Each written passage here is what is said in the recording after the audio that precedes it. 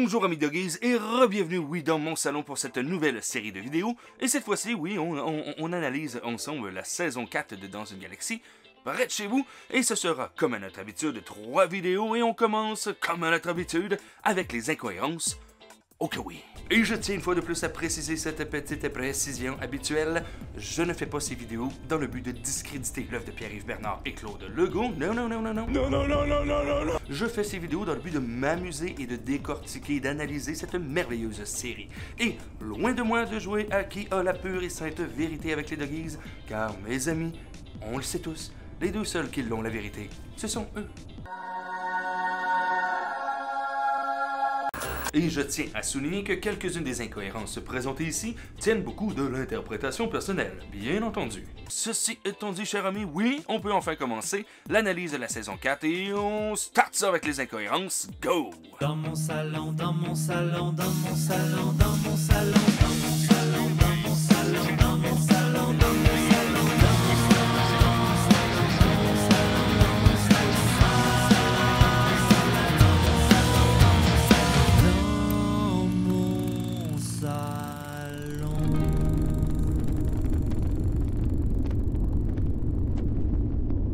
Saison 4, épisode 1, médecine d'ours.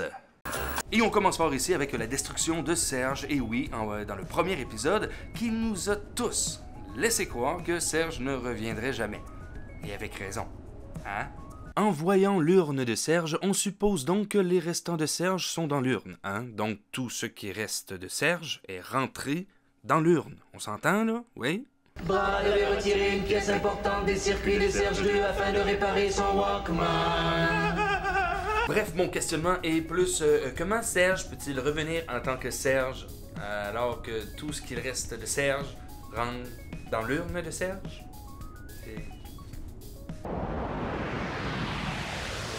Bon, sans vouloir dire que Flavien est magique, eh ben...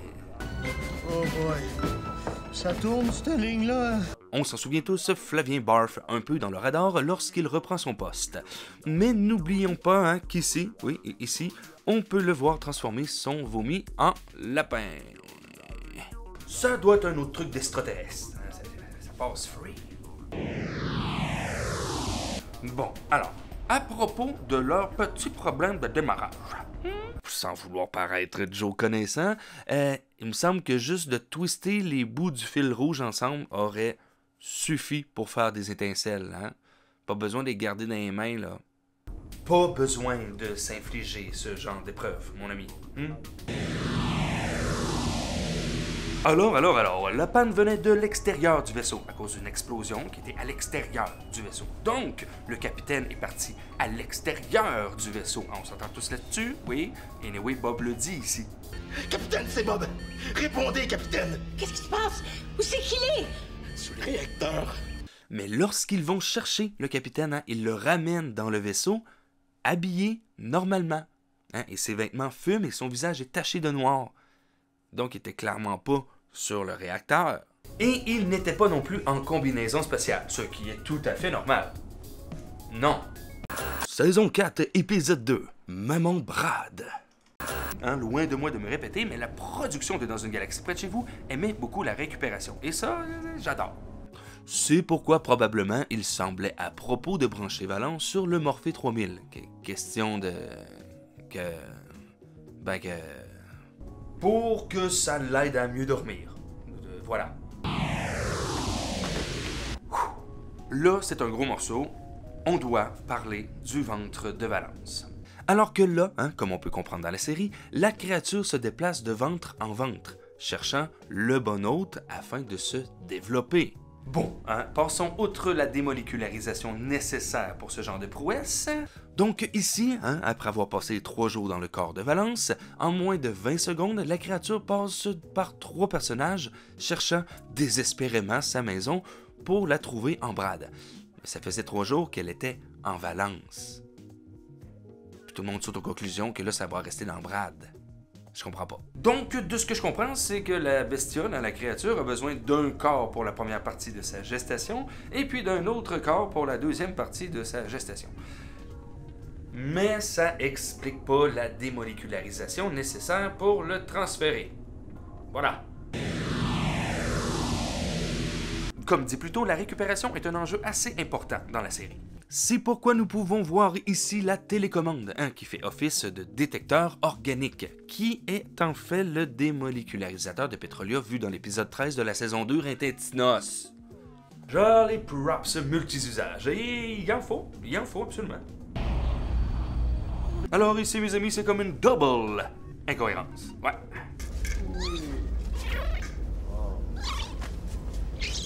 Où est-ce qu'ils sont, nos matelas? Je les ai donnés à Jacqueline pour qu'elle fasse ses dents.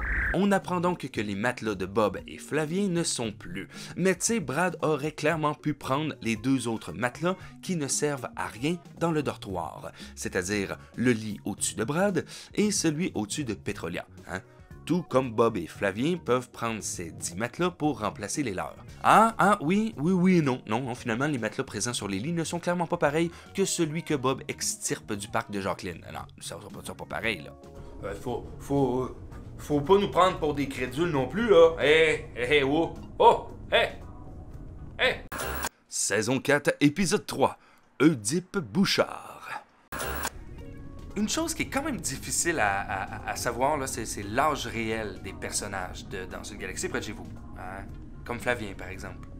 C'est impossible quand le prince a visité la Terre. Flavien était pas encore né. C'était il y a 23 ans. 23 ans déjà. Flavien a 23 ans. 23 ans, oui. Non! Ouais. C'est pas vrai! Oui, j'en vois sur son 24. Voilà, oui, 23 ans. Bientôt 24, et le vaisseau est parti il y a 4 ans. Donc Flavien avait 19 ans lors du décollage. Disons qu'il a passé 4 ans au centre d'entraînement et à l'Académie spatiale, donc il s'est engagé vers 15 ans, ce qui est très, voire même peut-être trop jeune pour s'engager dans quoi que ce soit dans la vie. Cependant, c'est à la fois peu probable, mais plausible, étant donné que Flavien est orphelin. Il aurait pu avoir une exception pour se voir offrir logis, emploi et sécurité à un enfant vaillant comme Flavien. Bref, l'âge des personnages est très vague, surtout si on considère que selon l'épisode Up Tempo, eh bien le capitaine devrait avoir 26 ans. Donc 22-23 ans au moment du décollage. J'ai lu dans les commentaires que certains considèrent l'attitude de Brad vers la fin comme une espèce d'incohérence. Je suis quand même d'accord. Premièrement parce que Brad ne s'oppose pas à ce que Valance reste avec eux. Et en plus, à la fin, on voit Brad vouloir donner de l'affection à Flavien. Donc je crois qu'inconsciemment, Brad a compris et a de l'empathie pour Flavien. Lorsque Brad parle de son père, on ressent toute la haine que M. Spitfire avait envers son fils. Et disons-le, entre père abusif et un père absent, il n'y a pas vraiment beaucoup de différence souvent. Donc l'amour n'y est pas. Et non. Donc ici, mes amis, on a deux couches de relation père-fils. Relation père-fils qui va être présente dans 3 grandes œuvres de M. Claude Legault, c'est-à-dire Minuit le soir, 19-2 et Dans une galaxie près de chez vous. Et là, on finit avec l'incohérence suprême de l'épisode. Ça veut dire qu'il y a une partie de vous qui est extraterrestre. On vous verra plus jamais de la même façon.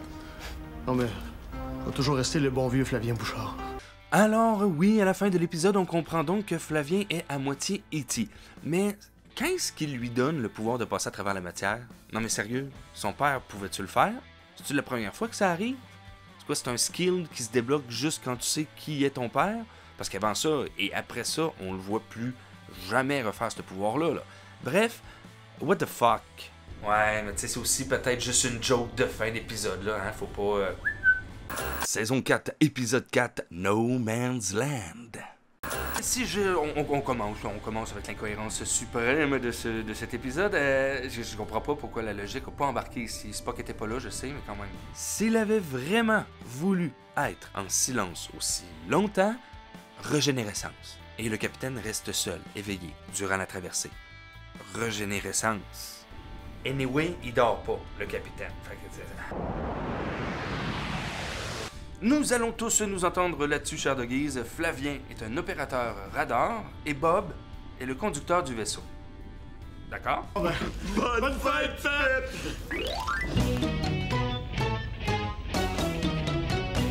Alors, comment se peut-il qu'avec leur formation, ils puissent reconstruire, reprogrammer, reconstituer Serge sans aide extérieure? Je veux bien croire que Bob peut réparer le vaisseau et que Flavien peut réparer son radar, mais non. Non, ils n'ont pas les compétences. Dans la vie, qui dit terme nominatif dit chance de se tromper. Ouais. La Voie lactée, Patricia Paquette. On est arrivé. Là se trouve peut-être notre nouvelle maison.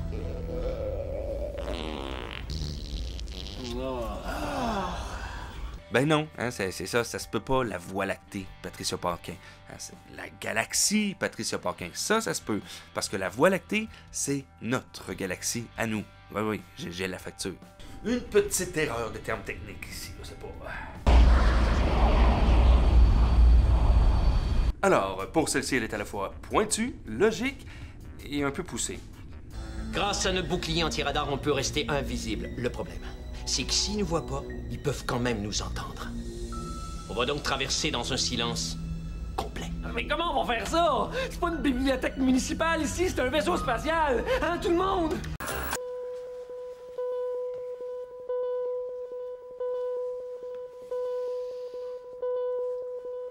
Alors ici, je crois qu'ils ont essayé de reproduire le principe de sous-marin et de l'écolocalisation des sous-marins dans l'espace.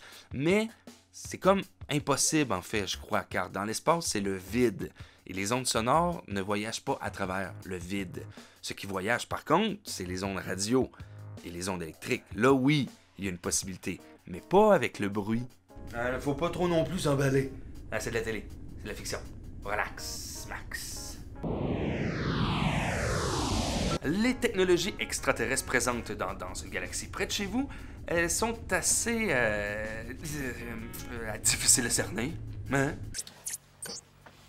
On est prêts! Bob, on clenche! Bob! Comme ici, on comprend donc que les E.T. ont entendu nos héros à cause de Serge, et Serge sauve les autres en cachant leur existence aux E.T. Mais tu sais, si les E.T. ont la technologie pour entendre dans le vide de l'univers ainsi que la technologie pour se rendre aussi rapidement sur un point précis dans l'univers, je suis pas mal sûr qu'ils ont aussi la technologie de l'infrarouge. Question de spotter un petit poulet qui cuit dans le four. So let's turn it on. Now this technology is new to me, but I'm pretty sure that's Homer Simpson in the oven, rotating slowly. Donc, il m'apparaît fort improbable que les E.T. n'aient pas repéré les autres membres de l'équipage. C'est dit. Saison 4, épisode 5. Cuit. Plusieurs fois dans la série, il est question d'incohérence de temps. Hein? Oui. Mais, attention, ici, c'est une incohérence dans l'espace-temps. Selon ce que je peux en tirer, plusieurs planètes présenteraient des conditions de vie idéales de l'autre côté des étoiles. Et en combien de temps pourrions-nous être de l'autre côté des étoiles, Brad? Ben, il faut les contourner de 18 millions de kilomètres, ça prendrait 6 mois. 18 millions de kilomètres pour contourner 2 étoiles. 18 millions. Mais c'est combien ça, 18 millions de kilomètres? Eh bien, sachez que la sonde Voyager, lancée en 77, a fait en moyenne 1,47 millions de kilomètres par jour. Et qu'elle est censée être propulsée par des vents solaires jusqu'en 2012. Donc, elle n'a pas de moteur comme le Romano Fafard, et en plus, elle est sortie de l'héliosphère à plus de 18 milliards de kilomètres. Donc, non, Brad, 18 millions de kilomètres ne va pas vous prendre 6 mois à faire. 18 milliards, peut-être, oui, mais pas 18 millions. Alors, mes amis, quand on parle d'étoiles, hein, on doit tous parler, effectivement, de chaleur, hein, de chaleur extrême. Oui, bon. Et quand on parle de vaisseau spatial, eh bien, on parle de métaux faits pour la construction présents sur la Terre. D'accord? Mais selon mes calculs, la température entre les deux étoiles atteindra 118 654 310 degrés. 118 654 310 degrés. Hein, c'est comme relativement excessivement chaud. Et le métal ayant le plus haut point de fusion connu sur Terre, c'est le tungstène, avec ses 3410 degrés. Ce qui est loin de résister à 118 millions de degrés. Hein? Puis là, ben, vous me voyez venir. Donc oui, le Romano Fafard aurait littéralement fondu. Et non, la sonde n'aurait jamais été capable de passer. Voilà. Celle-ci est une incohérence directement venue de la diégèse profonde de dans une galaxie près de chez vous.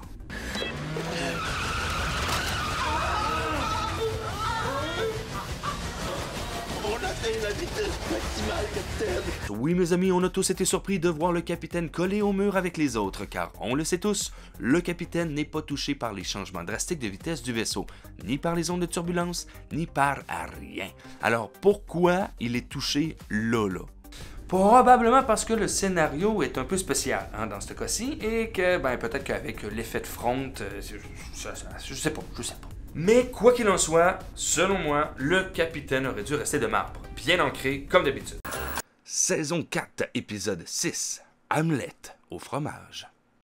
Il y a toujours 2-3 petits détails qui peuvent paraître complètement inaperçus au premier, deuxième, troisième visionnement d'une série.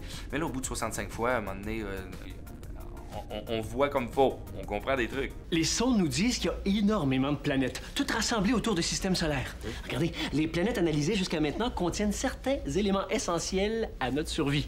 Des fois, c'est des végétaux, souvent, c'est l'oxygène. Bob et Flavien vont nous ramener des minéraux qui nous prouvent qu'il y a aussi des nappes d'eau souterraines. Comme le fait que la ou même les planètes du début ne sont plus mentionnées dans tout l'épisode, ni même dans les prochains, qui est Amnésie internationale. Donc ici, on aurait probablement des planètes habitables. Mais étant donné les circonstances, elles sont comme oubliées. Bref, c'est un fait, on ne reparlera plus jamais de ces planètes. J'adore Brad, c'est un de mes personnages préférés de tout l'univers de la télévision québécoise. C'est un de mes personnages préférés, c'est assumé, il est méchant, il est mesquin, c'est une vraie merde. Mais maudit que je l'aime, il est tellement bien interprété. Bref, j'ai beaucoup de moments préférés avec Brad, mais un de mes préfs, c'est celui-là ici. Oui, mais je suis Canadien. I'm a Canadian. J'aime les Rocheuses, la belle police montée, la ville d'Ottawa. Oh, silence. Silence. Mais dans l'épisode de La liste de la saison 1, on apprend que l'Ontario, qui inclut la ville d'Ottawa, est maintenant un État américain. Je vous jure que c'est un malentendu. Il n'y a pas d'extraterrestre à bord de ce vaisseau.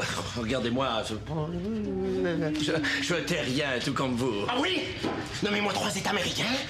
Le Texas, ouais. la Californie. 2. Et l'Ontario. Fort! Très fort, l'extraterrestre! Eh ben oui, Constance, mes amis, Constance! Comme je disais tantôt, le temps est étrange dans la série et l'âge des personnages, c'est pas stable, du tout. C'est gentil. Puisqu'on parle de Shakespeare, on a monté un extrait de sa pièce favorite, Hamlet, pour son 10e anniversaire comme capitaine dans l'aérospatiale. On entend donc Flavien dire ici que ça fait 10 ans que le capitaine est capitaine dans les forces aérospatiales. 10 ans, hein? Pourtant, dans l'épisode Up-Tempo de la saison 2, on apprend que le capitaine a gradué en tant que capitaine à l'âge de 20 ans. Je suis capitaine. Il vient de graduer il y a 20 ans! Et dans le même épisode, on apprend que le capitaine a 26 ans. Je vais partir avec le capitaine sur la planète. Quoi? Il faut faire vieillir le capitaine de 26 ans. Nous sommes donc dans la saison 4. 2 ans plus tard, 26 plus 2 est égal à 28. Donc 28 moins 20 est égal à toujours 28. Hein? Donc 8 ans en tant que capitaine et non 10. Quoique être capitaine de cet équipage-là, tu vieillis un peu plus vite, là, clairement. Vous savez, dans la vie, il y a des choses qui se préparent à l'avance pour être sûr et certain que ça soit prêt le moment venu. C'est très bon, là, du Shakespeare, mais c'est pas bon pour notre morale, là. Ça nous rappelle trop le capitaine. Mais là, ça m'a pris 4 ans à prendre mes 8 répliques. Comment, Bob? Ça t'a pris 4 ans? Mais pourtant, v'là 4 ans, tu venais d'être engagé comme pilote, Bob. Tu connaissais à peine le capitaine Bob. C'est quoi ça, Bob? Et c'est pas Bob, hein? Ça fait pas 4 ans. À la limite, 3. À la limite. Au bout de plusieurs visionnements d'une série, il y a des choses qui te gossent. Ça te dérange pas, ça fait juste te gosser. Ben ça, ici, c'en est une. Ça, c'est une incohérence qui me gosse. On va vous amener faire un beau petit voyage vers une planète inconnue.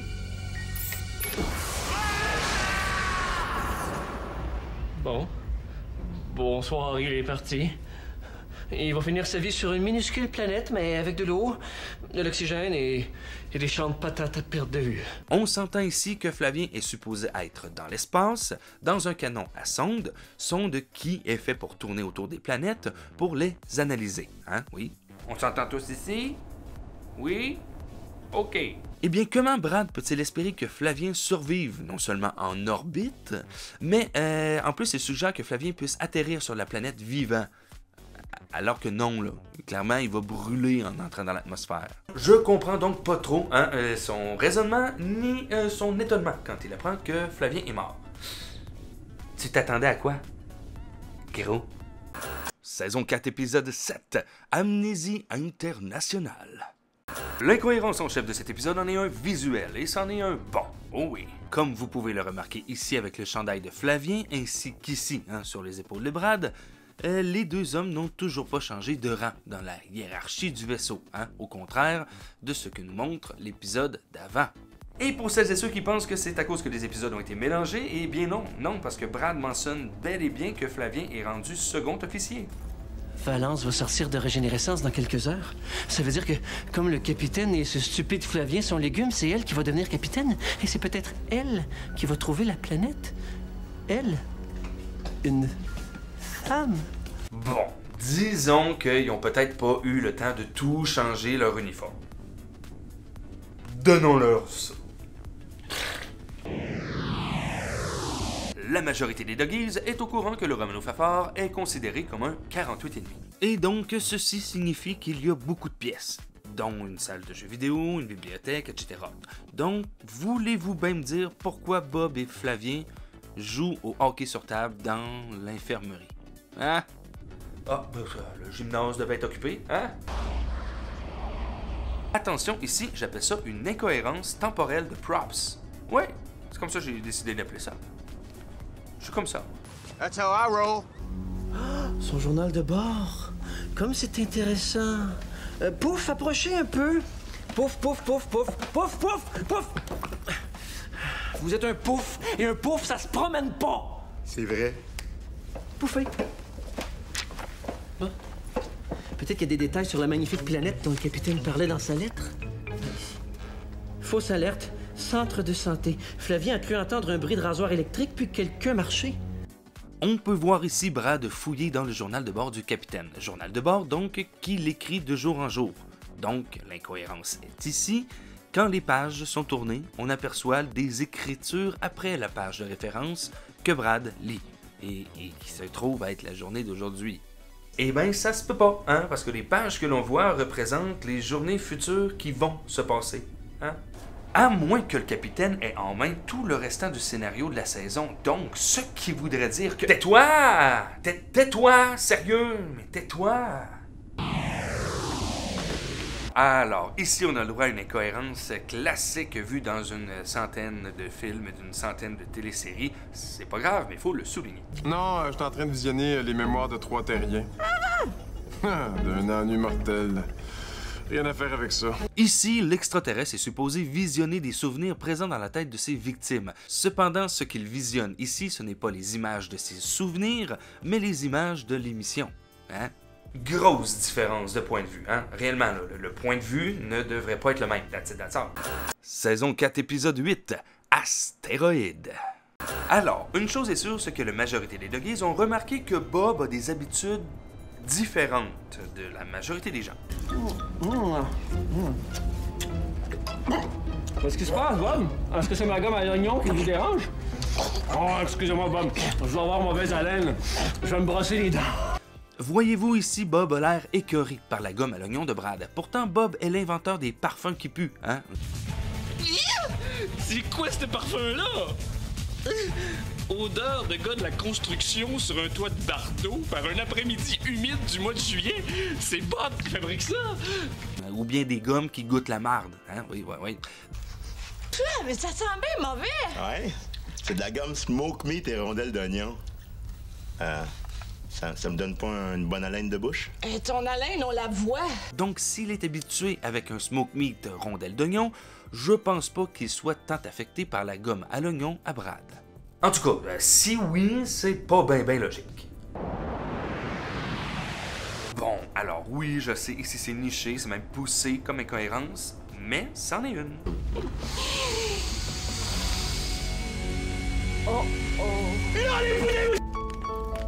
La colère du capitaine est d'une telle violence que l'article 4.7 de la Convention de Genève nous interdit de vous en montrer des images. Sachez, mes amis, que la Convention de Genève existe bel et bien, mais que l'article 4 n'a pas de sous-point. C'est donc dire que le prochain point après le 4, c'est le 5, et non le 4.1. Et le point 4 de la Convention ne parle pas de censure. Voilà, c'est une excellente joke, mais tout est faux. Tout est faux. Saison 4, épisode 9, La belle ordure. Bon, alors, étant donné que j'ai pas vraiment trouvé d'incohérence dans cet épisode, on va y aller avec le vocabulaire que Nicotine emploie. D'accord? Est-ce que tu vas me la donner, ma mallette, à la fin, sale guenon?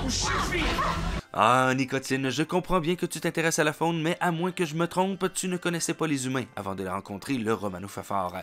Et en plus, tu n'as jamais mis les pieds sur Terre. Donc comment connais-tu l'existence des guenons? Hein? Explique-moi ça. Hein? Ah ouais? Explique. Ah, ça te veut les explications. Ah non, finalement, j'en ai trouvé une incohérence. Et oui, il faut jamais perdre espoir. Alors, soyons clairs pour tout le monde, hein? Nicotine est arrivée dans le vaisseau avec des fioles remplies d'un liquide jaunâtre. Fioles qu'elle doit boire, et on le sait tous, elle en a déjà bu depuis qu'elle est sur le vaisseau. Mais Valence et Flavien viennent de changer cette substance par de l'eau. Hein? De l'eau. De l'eau. Donc pourquoi Nicotine dit ceci? Ah! C'est donc méchant cette affaire-là! Alors qu'elle a déjà goûté à sa mixture, et qu'en plus, ça a été remplacé par de l'eau, qui est insipide et inodore. Pourquoi, Nicotine? Mais pourquoi est-ce que tu dis ça? Saison 4, épisode 10, le destin. Ok, alors Brad, des fois, il est brillant. Des fois, il est juste lâche. Et là, cette fois-ci, c'est juste un cave. Ah, capitaine! Quel bon vent vous amène! Vous prendriez bien un petit café? Non, merci. Sans façon. Oui, excuse. Tu viens-tu d'offrir un café à la personne que t'as essayé d'empoisonner à l'aide de café? T'es cave ou t'es cave? Brad. Pour ce genre de situation, en anglais, on dit isn't the time, isn't the place. Si vous pensez m'empêcher de faire mes appels, c'est la première fois qu'il y a des femmes qui sont gentilles avec moi. On s'entend que Brad est en train de vouloir passer un appel érotique. Hein, érotique. Et là, au risque de paraître un peu familier avec vous, hein, quand un gars passe un appel érotique, c'est plus souvent qu'autrement pour se masturber, là. Hein, voilà. Bon, c'est dit. Il s'en va toujours bien faire ça dans le fauteuil du capitaine. Ce qui, bon, premièrement, représente bien son vouloir de prendre le pouvoir. Et secondo, man, t'as zéro intimité. C'est quoi le but, là? Le désespoir du capitaine dans cet épisode est épique. Mes amis, la mission est finie. Fifi est née, finie. Maintenant, il reste juste à se trouver une petite planète tranquille pour finir nos jours. Oui, vous pouvez essayer d'en trouver une ou tout simplement retourner voir Real Estate avec ces planètes bizarres mais potentiellement habitables. Hein? Ou bien comme dans la saison 3, épisode 7, hein, où il est clairement dit ceci. Négatif. Puis, capitaine, pensez-vous qu'on a enfin trouvé la planète idéale? Idéal, non, mais possiblement habitable. Ou bien dans la saison 2, hein, épisode 8, le mime, où la planète sur laquelle il trouve le mime peut aussi faire l'affaire, je crois. Si tu aimes le soleil, frappe des mains. Si tu aimes le soleil, frappe des mains. Oh les gars, tabarouette. Probablement qu'on n'est plus vraiment obligé d'en chercher une. Hein? Quand t'es rendu à 6-7 petites planètes, c'est parfait pour coloniser. C'est pas comme si on l'avait pas déjà fait. Et justement, hein, en parlant de planètes... c'est bien beau, ça. On retourne sur O-Vegas, hein, la planète casino. Avec Destiny, je suis sûr de pas perdre, elle va deviner toutes les cartes. Non, Brad, c'est pas logique de vouloir retourner sur Vegas alors que vous avez fait croire que le vaisseau a explosé après l'avoir perdu au jeu contre le Big Boss de la planète. C'est pas brillant. Oui, effectivement, ça se pourrait qu'il te reçoive à grands coups de gorgo dans la glotte. Saison 4, épisode 11. Casano Brad. L'épisode commence tout doucement avec une incohérence possible. Juste possible. C'est possible. OK, les enfants. La récréation est terminée. Et oui, voyez-vous, Flavien lit présentement le livre « Quand on veut, un autre peut ». Mais il a déjà lu ce livre-là. Oui, dans l'épisode 4 de la saison 3, « Morver, c'est mourir un peu ». Moi, j'ai lu un livre sur la confiance en soi qui s'intitule « Quand on veut, un autre peut ». Ah, ça a dû vous aider, hein? Ça n'empêche clairement pas Flavien de relire un livre, hein? Ce qui fait dire que c'est une incohérence possible. Voilà. Ah. Une incohérence d'objet, j'adore. Tant de CD! Oh, en faisant le ménage, rien de mieux que d'écouter l'homme le plus sexy de l'histoire de l'humanité. Ricky Martin. Hein, ben oui, je sais, un CD. Et je ne partirai pas sur mes convictions profondes que posséder un CD est 1000 fois plus logique que d'écouter la musique sur Internet, promis.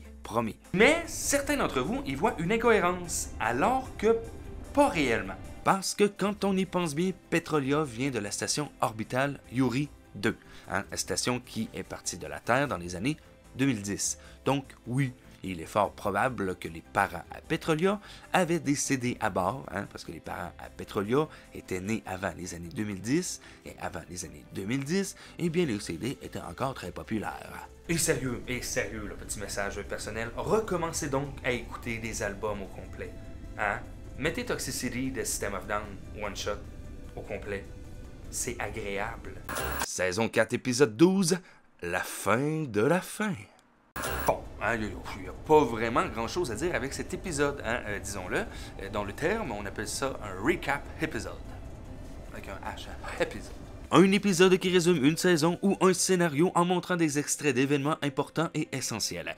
Il peut également être utilisé pour mettre en valeur un arc d'histoire, pour mettre en place des éléments pour le prochain arc narratif. Ce qui est quand même le cas ici, car la fin de l'épisode nous donne une fin ouverte pour le prochain épisode. Mais je dois avouer que c'est le genre d'épisode que je saute allègrement, et ce peu importe la série que j'écoute. Ça m'ennuie. Cependant, celui-ci me plaît beaucoup tout simplement à cause de l'intégration du deuxième scénario en parallèle avec les flashbacks. Scénario qui, je vous le rappelle, en fait, est de trouver une planète afin de ressourcer leurs vaisseaux qui ont grugé toutes les ressources disponibles afin de survivre. Ce qui est un parallèle direct à faire avec, en fait, le scénario de base de la série. Un groupe d'humains qui s'en va pour trouver une nouvelle planète parce qu'ils ont grugé toutes les ressources disponibles, polluant ainsi leur planète. C'est beau. Bref, le jeu de l'attention entre l'équipage et Brad, l'attention pour savoir quand le prochain rapport de sonde va arriver, l'attention à savoir si le rapport de sonde va être positif, l'attention de savoir s'ils vont survivre et l'apaisement des scènes flashback est vraiment excellent. Je vais vous le dire, oui. Par contre, ils auraient quand même pu combler facilement l'attente des rapports avec des scènes plus personnelles entre les personnages, ou justement jouer sur les flashbacks et nous montrer de nouvelles anciennes scènes basées sur celles qui ont déjà été coupées lors des répétitions ou bien des montages. N'oublions pas que les créateurs pensaient clairement avoir peut-être une saison de plus afin de parfaire leur création. Disons que ça a été coupé net frais de sec. Nous sommes restés quand même 4 ans à la télévision, mais nous avons été victimes d'un météorite interspatio-temporel et qui nous a fait imploser de l'intérieur, concordant avec les anneaux du 7e parallèle. Dans les mots de Claude, c'est plus... ils ont tiré la plug, les... Oui. Donc, c'est peut-être aussi un petit pied de nez au producteur. Enfin bref, c'était le 12e épisode. Saison 4, épisode 13. Bonsoir, ils sont partis. On commence avec une incohérence un peu tirée par les cheveux. On a fini de déshydrater assez de bouffe pour remplir les stocks, capitaine. On arrive. Terminé. Je la réhydrate même pas. C'est du sable, ça. Valence, ma chère Valence, pourquoi est-ce que Brad transporterait des provisions alors que le capitaine vient de caler Flavien pour ça? Et de surcroît, Brad est le scientifique, hein, donc il est descendu pour prendre des échantillons, comme toujours. Ça fait 4 ans. Tu sais là, suis un peu Valence, suis un peu, s'il te plaît. Voici une incohérence complètement dangereuse. Sérieusement, rendu là, qu'est-ce qui se cache aussi là-dedans, là? La planète est parfaite! Oxygène, ça va? Température? Oui, c'est-tu moi ou Valence vient de prendre un couteau, directement à même le téléfax. Et même que si on y regarde de plus près, il est présent avant que le melon d'eau arrive. C'est un petit peu dangereux, ça. Ouais? Non? Oui? Et finalement, la grande question. Quand les terriens vont déménager, eh bien, ils vont devoir traverser le car wash à émotion, la grippe mortelle ionique, donner des tonnes de gravel à Jimmy et à Jules, traverser le No Man's Land, et j'en passe des vertes et des pas de mur. Certes, le chemin du Romanov-Fafard n'était pas une ligne droite comme vont le faire l'humanité, mais quand même, là, ils vont avoir 2-3 affaires à passer certains. Et oui, malheureusement, c'est déjà tout, mes amis, pour cette nouvelle petite vidéo sur les incohérences de la saison 4 de Dans une galaxie près de chez vous, et j'espère qu'elle vous a plu, parce qu'en fait, c'était la dernière. Il n'y en aura plus après sur les incohérences. Parce qu'il n'y a plus de saison. Si vous avez aimé cette vidéo, eh bien vous pouvez liker, mettez un petit pouce, c'est parfait pour le référencement, ainsi que les commentaires sont toujours très appréciés. Si vous en connaissez des incohérences que j'ai pas nommées, dites-moi là, moi j'adore ça. Et partagez cette vidéo avec vos amis, doggies ou pas doggies. Vous pouvez venir me rejoindre sur Facebook, Instagram et TikTok, et si le cœur vous en dit, vous pouvez participer financièrement aux créations de tout ce contenu via Patreon. Et si le cœur vous en dit, mes amis, un petit partage, oui, partagez cette vidéo! Je vous remercie donc de votre visionnement et je vous dis à très bientôt pour la prochaine vidéo qui, effectivement, traitera, des références présentes dans la saison 4. Sur ce, mes amis, rappelez-vous que vous êtes toujours les bienvenus dans mon salon.